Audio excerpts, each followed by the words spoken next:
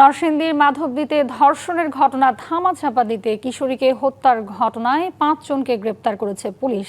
তবে ধরাছোঁয়ার বাইরে মাস্টারমাইন্ড নুরা।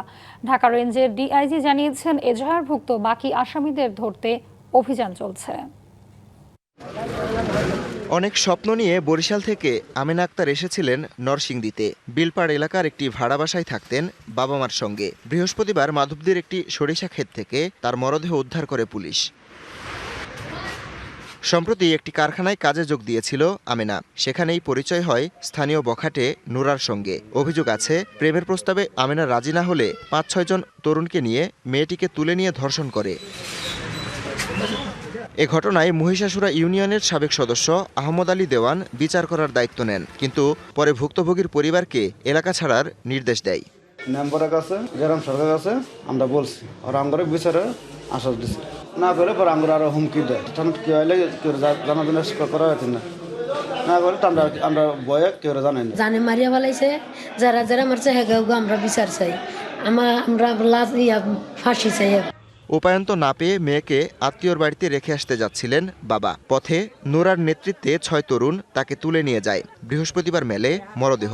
রোমহর্ষক এই ঘটনায় উদ্বিগ্ন স্থানীয়রা। আমরা সবাই দাবি করব যে এটার বিচার ফাঁসি হোক। তারা বিচারক হইয়া তারা এই ধরনের একটা ঘটনাকে থানা মামলা দায়ের না করে তারা কেন এটার ধামাচাপা দেওয়ার চেষ্টা করেছে। বিকাশ পেমেন্টে ১০,০০০ টাকার বেশি অফার। শপিং চলছে তো। আমরা স্থানীয়ভাবে এটার বিচার চাই। পাশাপাশি এরকম ঘটনা যেমন আর মাধবদী, নরসিংদী তথা বাংলাদেশে এরকম আমেনার মতো যেমন কোনো ঘটনা না ঘটে। ধর্ষণ ও হত্যাকাণ্ডের ঘটনাস্থল পরিদর্শন করেছেন ঢাকা রেঞ্জের ডিআইজি। জানান, কোনো অপরাধী রেহাই পাবে না। থানায় তারা অবহিত করে নাই। থানায় যদি অবহিত করত তাহলে হয়তো বা পরিস্থিতি এরকম নাও করতে পারত। এজাহার হয়েছে, এজাহারে 9 জন আসামি করা হয়েছে। ধর্ষণ 4 জনের মধ্যে 2 জনকে আমরা গ্রেপ্তার করতে সক্ষম হয়েছি এবং সালিশকারী 5 জনের মধ্যে 3 জনকে আমরা অ্যারেস্ট করেছি। বাকিদের অ্যারেস্ট করার জন্য গত রাত থেকে আমাদের অভিযান চলছে। ঘটনাস্থল পরিদর্শনের পাশাপাশি শোকসন্তপ্ত পরিবারকে বিচার নিশ্চিতের আশ্বাস দিয়েছেন স্থানীয় সংসদ সদস্য Khairul Kabir Khokon. DBC news desk.